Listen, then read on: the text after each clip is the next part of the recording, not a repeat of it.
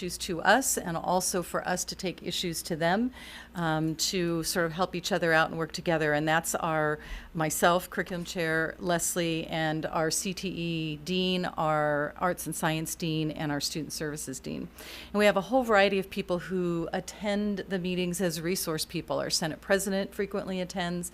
We have someone there from admissions and records, our curriculum specialist, and our administrative specialist. They're all there as well as members.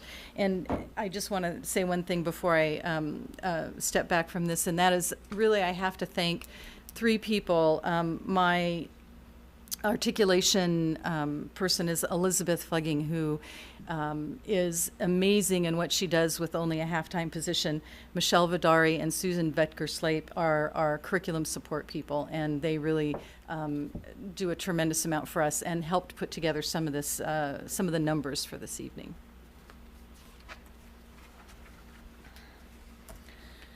So here's MJC. We do have as well a participatory governance membership. We have 18 faculty discipline representatives. That includes our CTE and workforce development. That includes our articulation officer and two student services representatives. Deans sit on that particular. Non-voting, we have a ASMJC representative, two curriculum committee faculty co-chairs. So we have a co-chair who is our academic senate president, James Todd, and the other co-chair is Barbara Adams, and they're non-voting. And so their purpose is to lead the meetings, and then myself. And so we'll let Columbia talk about associate degrees for transfer. Thank you. So I know that in the presentation that you received last month, they talked to you about some of the new legislation. And so this slide basically just tells you about that self-certification that the colleges did a couple years ago. And Columbia self-certified that we would be able to create 10 associate degrees for transfer, ADTs. And at this point, we have reached that number. We have 100% compliance with that portion. And you can see the areas in which we have an ADT currently. Now, to meet the new goal of the more recent legislation. Kathy, go back, because I think it's really important for the board to understand what an ADT is and what it's required to get an ADT. So just rather saying then you've reached 100%. Sure. So take a second to go into that. So briefly, and then tell me if I need to fill in more. The CSUs and community colleges had representatives who would get together in each of these areas very formally and discuss each areas, what they thought the courses were that should be sort of the base to make a degree in each of these areas. And in some of these instances, they spent a huge amount of time, multiple meetings. They would put these transfer model curriculums out for vetting by faculty and other members to get their feedback and then bring that back. And once they created one and had vetted it and finalized it, then they made it available to the colleges. At that point, then we're able to take a look at our programs. In some of these areas, we were in fact already offering a degree, and so we would take a look at their transfer model curriculum, and we would take a look at what we had in that area, and we would see if we could build a model that met what they had put together. And in each model, every course in that model had a CID descriptor. So we're going to talk about CID a little bit later, but each course we would look at and also be working on that part of it. If we could build a model curriculum that matched their transfer model, then someone in that area, one of the faculty members, would work with our articulation person and myself. We would build that in our Curricunet, the system that we use, and that would go through a process of going to other faculty for vetting and come to the curriculum committee for discussion and approval. Now, once it hit that spot, then there's this whole additional piece of work that had to be done. A narrative is written up, depending on what area it's in. That can be fairly lengthy, where they talk about the need for the degree, what it's serving, who it's serving, and then that is sent along with the degree to the state for approval. And then there's a period of time that it takes for that approval to come back before we can put that transfer degree into the catalog. So the lead time on doing these is significant, partly because we have a printed catalog. And so when we look at what our deadlines are, our fall, I'm sure Barbara can attest to this, our fall semesters are incredibly loaded with work because we typically have a deadline for approval locally to hope that they get state approval to be able to go into the next version of our catalog that gets created and printed in the spring. Okay, and why is an ADT? I mean, here's the other part. Yes. I know you know the answer, so Right. why is an ADT so important? Right. So what they were really looking at with the ADT is the focus from the state, of course, on helping students be successful in a succinct amount of time, and also to help make sure that when they transfer from the our schools to their four-year school of choice, that they are then also ready to move into a program at that end that is succinct. So it's a two-parter. We're working on doing a degree within a certain number of units so that they can transfer, and the CSUs on their side commit to having the 2-year portion that the student needs at the CSU completed within 60 units. So both sides are working on that. So some of the ADTs that we have built, it helps because it's called a degree with a guarantee. That's sort of the marketing slogan of it, but they have a better chance of transferring and completing a degree in 60 more units if they follow one of these patterns and graduate with this degree from us. And that's what I was looking for. And I Yes. think it's really important, rather than just saying, oh, here's an ADT. Yeah, absolutely. Because you go by the slide very quickly, but I just wanted the trustees to know how much work went into this. Absolutely. Well, and I think so you'll thank see, you. comparatively, when you see MJC's numbers, right, they're even significantly more than ours based on their size, which is what happens. But there's not a transfer model in every single area. In fact, I think I counted there's 25 current transfer models with an active template, meaning the students, we can build that, the students can take advantage of it. There's more in the pipeline, but it's not like there is one for every single area yet. So for some, we're waiting to see what the model's going to look like. And again, I think that in many areas, the students are going to benefit not only by having a more guaranteed path. There's a few other benefits that they gain from that. In some instances, they have priority registration when they transfer, if they've transferred with the ADT. Now, in some areas, the STEM areas, that there's not really a bottleneck. So the priority registration isn't necessarily as much of a benefit, but in some other areas, that priority registration can be very important. Thanks, Kathy. So, I'm sorry. So then, the second legislation that came to meet that new goal, we are working on 4 additional transfer degrees today. And you see those 4 listed there. And these are the ones that we're really working hard on getting done this fall so that they can be in our next catalog to meet the mandate. Now, we have some areas where it's not necessarily mandated by SB 440 because we weren't offering a degree in these areas yet. You only are mandated to do a transfer degree that matches the model if you offer a local degree in that area. But interestingly enough, there are some transfer patterns that were developed that now, once we get through the others, we can look at doing some additional ones to help students. And we might be developing, a perfect example is nutrition and dietetics. We were not already offering a degree in that, but we can, with our current courses, meet that transfer model curriculum. So we most likely will be developing some of those additional ones once we get the mandated ones taken care of.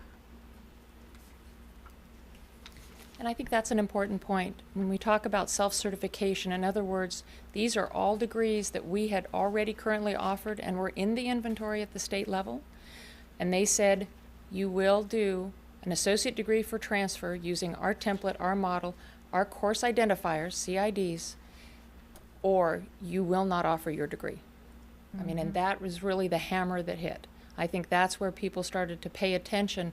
Oh, so at MJC, what we have is we certified that we could do 21. We were offering degrees, are offering degrees in 21 associate degrees. Now we're submitting for 21 associate degree for transfer.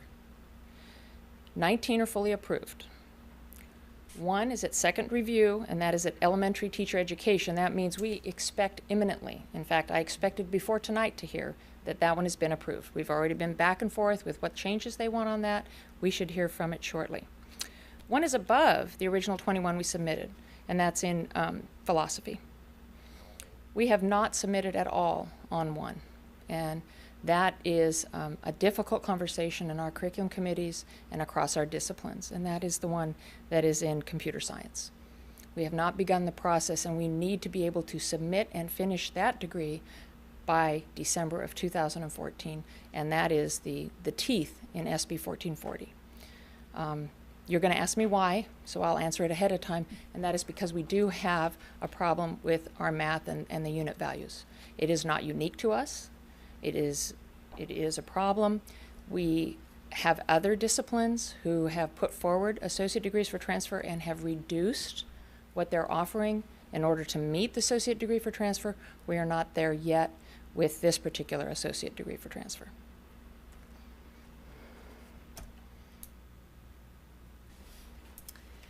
So each associate degree for transfer has a variety of courses in it, and all of the courses that are in an approved transfer degree must also have individually the CID approval. And again, that didn't start that way, so we had some that were created and then we did the CID approval on the courses. Yeah, see, I'm not here to heckle you, all right? I'm just, but I know the questions that the trustees are going to ask.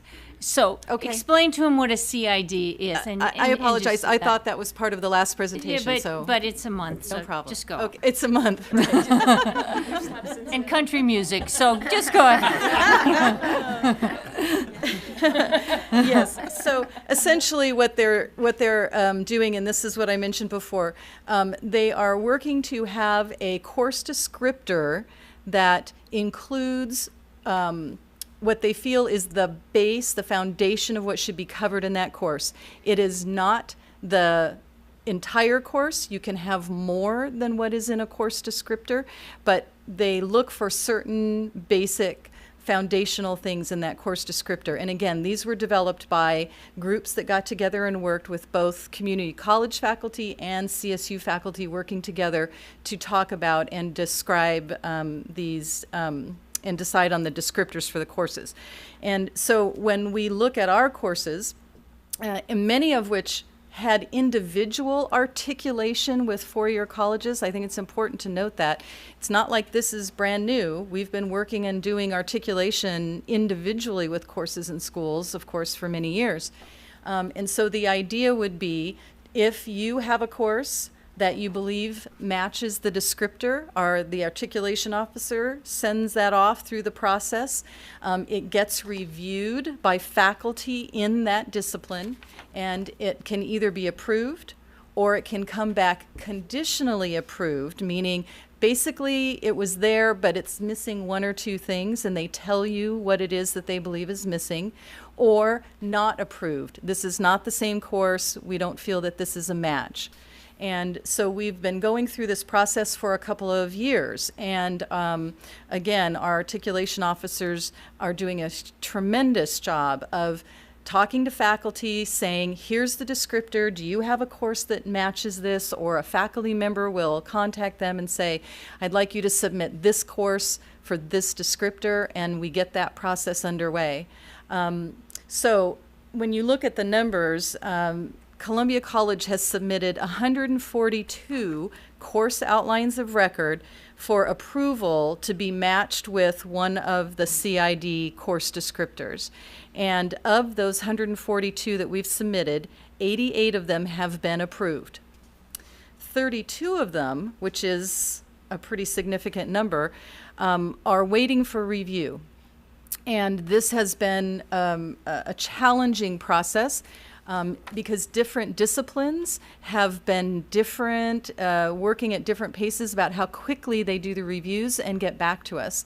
So I have to say, for some courses, this has taken a really long time, months before we hear. Others, we get back very quickly with the determination.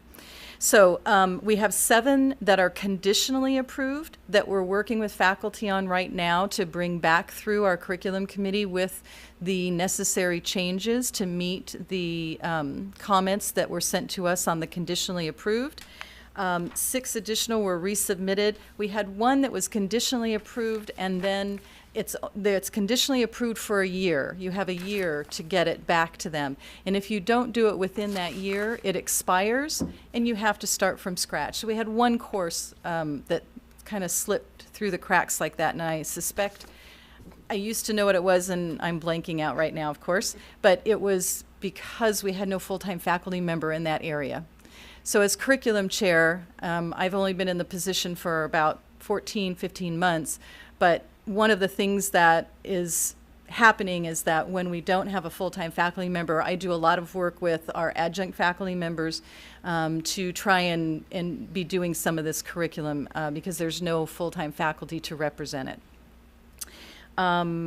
8 course outlines were not approved, and so now we need to reevaluate that, and we relook at those courses, and we have to ask the question, okay, well, were we wrong? Was that not really a match? Or do we need to change our course to match that one? Or was that not really the right course to submit, and we need to rethink that process? One thing that we're having to be very careful and thoughtful about when we do these is we have a lot of individual articulations, in particular with UCs. And right now, UCs have not been an active participant in developing the descriptors for the courses. So we have to be cautious about changing a course to meet a CID descriptor and potentially losing our UC articulation. And so there's a lot of conversation that goes on sometimes about specific courses. You know, is this a course that students take that are primarily UC bound?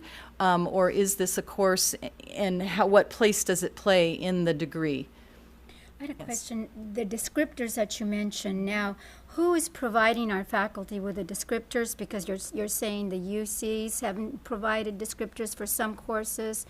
Is the state providing descriptors? Where are we getting these It's the groups that I mentioned. What they do is there are faculty from community colleges and faculty from CSUs, and they get together and have meetings and work through. So are they state level? How Yes, are they state chosen? level. They represent a group at the state level? And I have to tell you, I don't know that I know how they're chosen. Okay. So what these are called are DIGs, Discipline Interest Groups. And so what happens is they make a call, and they have a call out now for basic skills, where they're saying, if you want to be involved in what determines what goes into the course identifier, come to this meeting, and this is where it's going to be held. And they did the same with all of these course identifiers. And so they made a call, and they said, come to the meeting and help us determine what are the minimum standards we're going to reach to be in here, how many units should we be offering, so that we can, when we put the course identifier with all the other course identifiers into a package, it hits 60 units per law given to us by our legislators. But it is peer faculty at CSUs and peer faculty at our community college level throughout the state. And UC faculty have not chosen to participate in this at this time. So that's why there's some challenge there when we look at changing a course. We're just having to be very thoughtful about it if it's something that we're really heavily using as a UC articulation so that we don't lose that articulation. Same information, different numbers.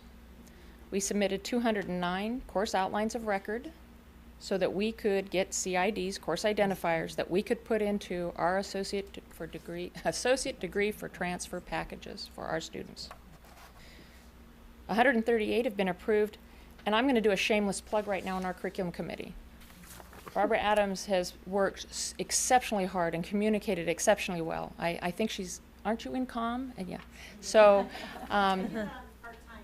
yeah, she teaches too. And we have an amazing, hardworking faculty on this curriculum committee. And we have support staff, a shameless plug for my office, but Ruth Cranley and Letitia Miller and others really chip in to make all of this work and go together. So we have 138 that have been approved. We have been at the top of the CID approvals and several newsletters going out the state, and not that we're competitive, but we like it when we see our name is at the top of the approval list. 47 are waiting for review, 13 are conditionally approved, and 11 are in various stages. Got rejected, have to be resubmitted, all kinds of different ones. I'll just take this one. What's next? So so we started with 440, then we went to 1440. We started with 1440, then we went to 440. And they said, wow, we're looking around the state and our colleges aren't doing their job. We're going to give them another little push, and they have to be done by December. And the word is that if we do not have everything in place for what we're offering right now, which means we're just one short, that it will be the president and I attending up at the state chancellor's office to explain what's going on. That's not something we're interested in. Deadline of June 30th next year. So we have some associate degrees for transfer that do not have completed course identifiers. So they started with a different model, then they caught up to us and said, oh no, we don't want this to be volunteer, we're going to mandate it. And now they're saying, you have to have a course identifier and it's going to be completed by June 30th, 2015, or you will not offer that course. It will be not offered. You will not receive apportionment, I guess is what. We could teach it for free, but that's not in our best interests. And what I alluded to before, basic skills English, math, and ESL faculty are beginning to engage now in statewide conversations about common course identifiers. Thank you. Any questions? Very good. I have some questions. Columbia College showed us that they had 10 degrees that have already received that. How many does MJC have? Do you know? We have 19. 19. Hopefully we'll have number 20 in just days. We think it's coming our way. And one that we do not have. Okay. And I have a question. This is just curiosity. When in getting these degrees, I know 60 units is the max. Perhaps some of them say student has to take 2 classes from the following 4. Right. But how many true electives does a student get to take in that 60 degree? It depends on the associate degree for transfer. So when they developed the CIDs and put them all together, some had wiggle room where you had you had the ability to say, okay, we can throw in another, maybe 3 units. Others did not. They hit the max on the units right out the gate. And so that is a little bit of our problem with our computer science, because when they put that package together, it's very tight. There's no room for deviation in there. Because I think one of the things that concerns me is that I believe that we're going to be evaluated on how many students get degrees. And yet I have a friend who's a student who has way over 60 units, closer to 90, and has no interest going on to a 4-year school, but no interest in getting the degree because she wanted to experiment. Right. And so there's a new regulation for that. Tell me about it. Our legislators said they can take 100 units on our dime, And then, but that's it. Yeah. So 100 units capped off, and then you look at things that's why we're so aggressively looking at contract ed and community ed to meet the needs of our people, what we call lifelong learners and people in the community. Can I throw in one quick comment? I don't know if you heard when I mentioned this earlier, but right now there are only 25 transfer model curriculums with completed templates from the state for us to look at. So having 21 is fabulous. Yeah, The reason we have 10 is because there are some areas that we simply were not offering a degree in that there's a model for.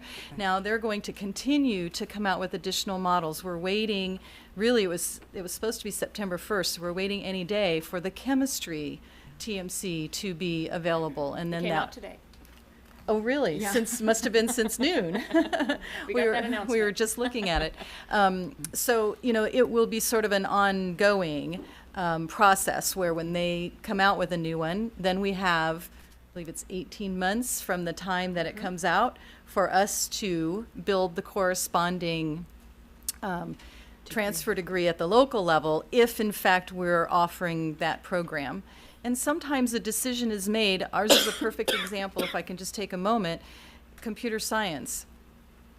We knew a year and a half ago that even though we had a degree that was named computer science, we had a problem with it. It was not a strong degree for someone who was transferring because we had some courses that we simply could not offer. We had offered them for years. They could never fill. We just didn't have the pool of students to fill them.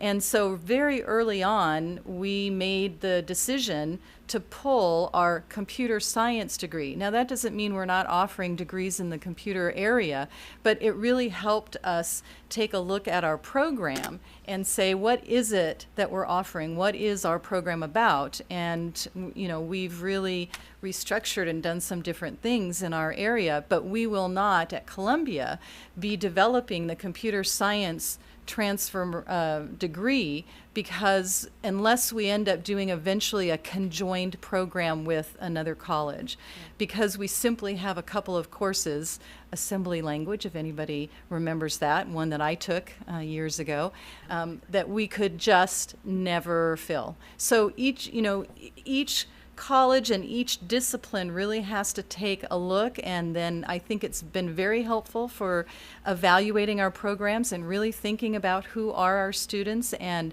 what do they need from us to be successful, and what can we prepare them for within the programs that we have available. So just a little aside that's Great.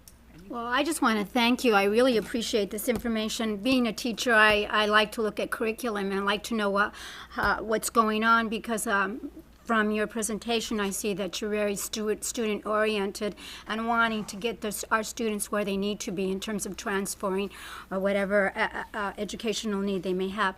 I truly appreciate your presentation today, and keep us updated. I, for one, like it, so I really appreciate the information. Yes, and I echo Linda's comments. Nice presentation. Yes, very good. That was really good. Okay, I'm curious. Went to sleep. The ADT. let's move on to the constituency reports. And we'll start with the Student Senate. Makes sense. Aiko?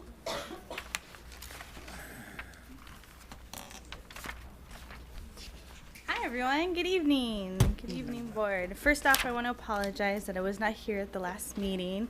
I went touring with my family to go visit some universities now that I'm entering into the transfer readiness stage.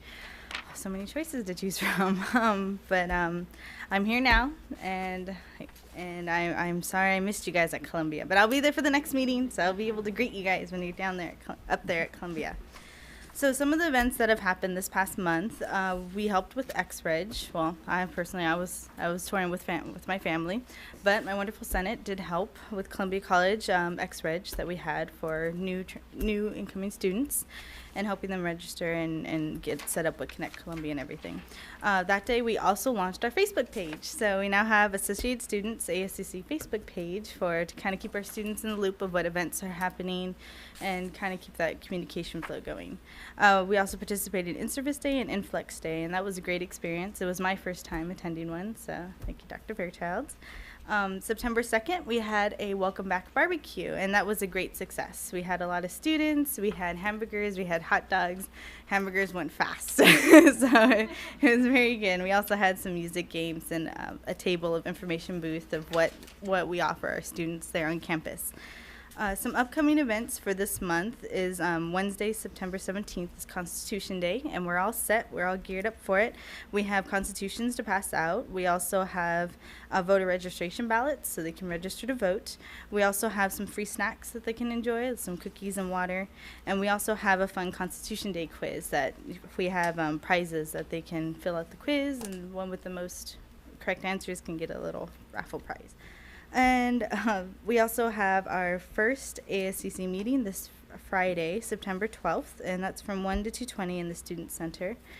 And also the 25th is Claim Jumper Day, and that's our big kind of outreach that we have a lot of high schools, our feeder schools, come up to Columbia, and we help we have a table, and we help give tours, and it's a big fun day where all the programs get highlighted for Columbia College. Also, the 26th to 28th is our first time ever. We're hoping this will be an annual thing, is a ASCC and ASMJC retreat.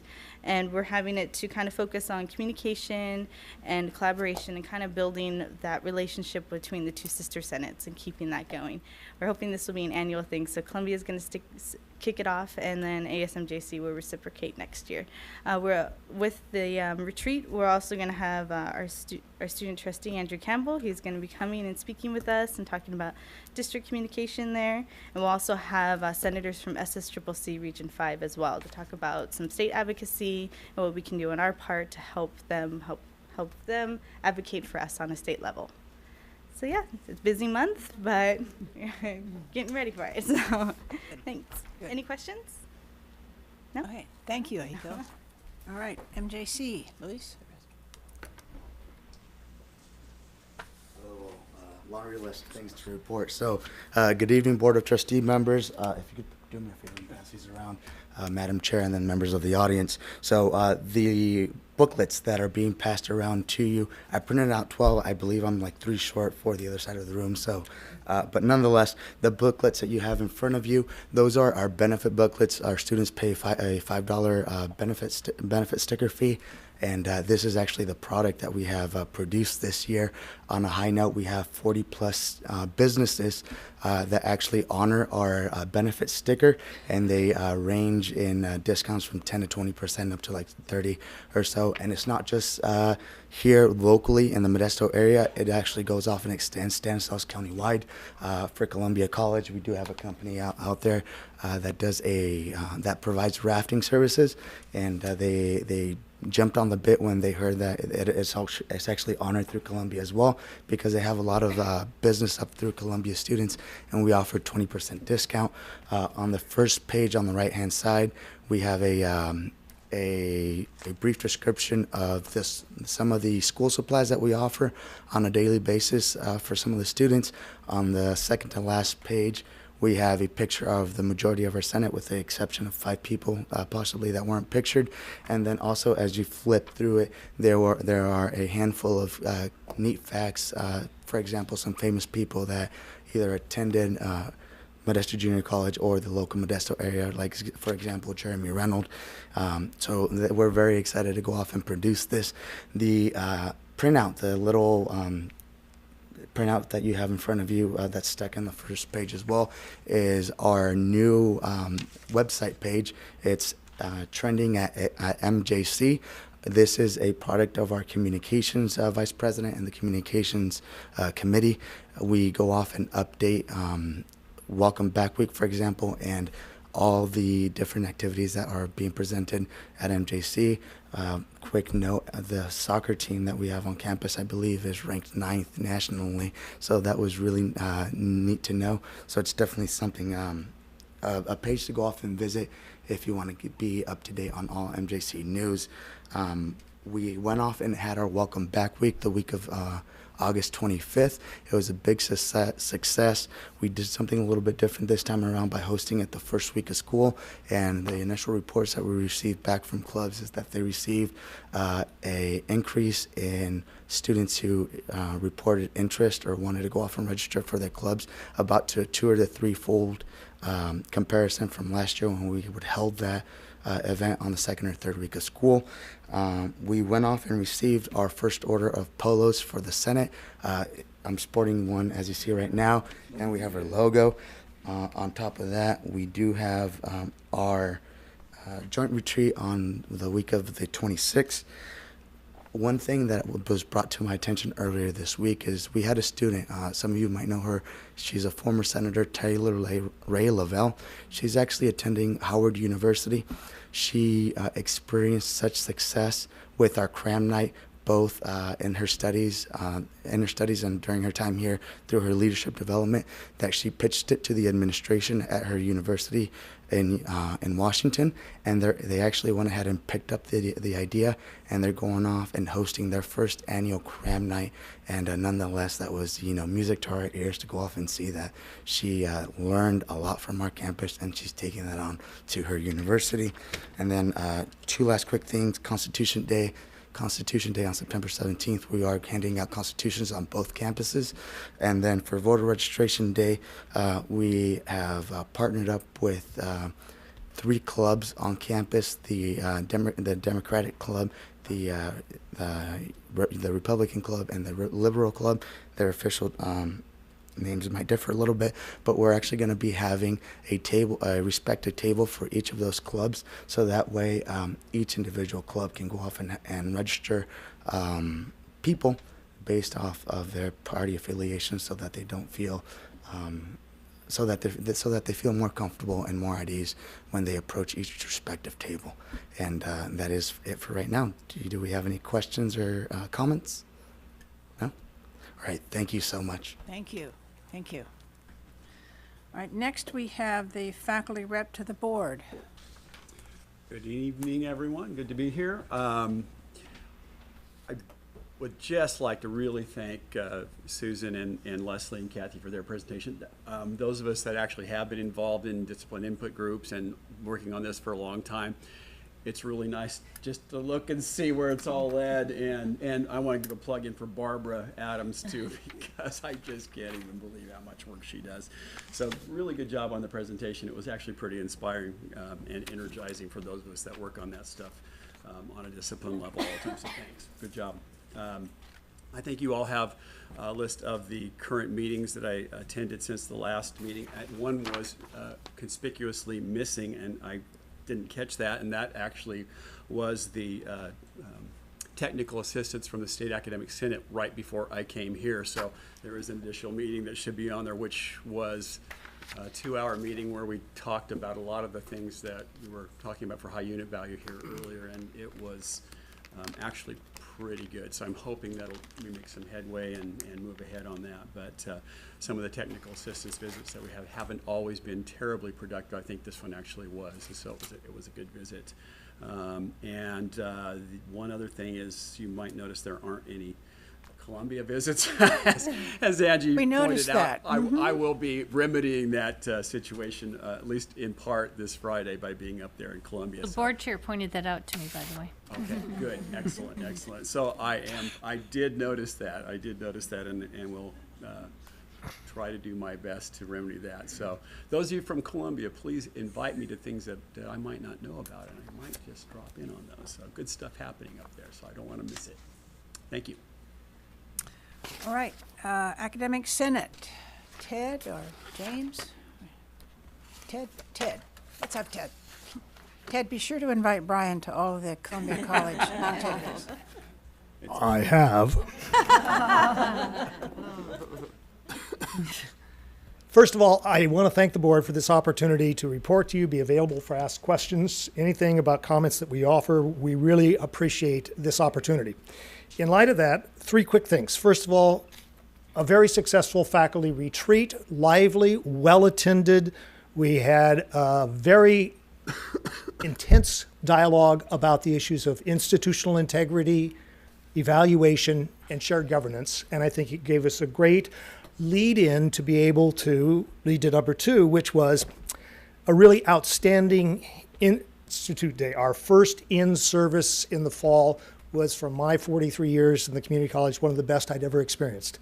And in light of that, I especially want to thank the board members who participated. I want to thank the members from the community, the foundation. I think it is absolutely critical as we go forward with our institutional strategic planning that that kind of input and that kind of open dialogue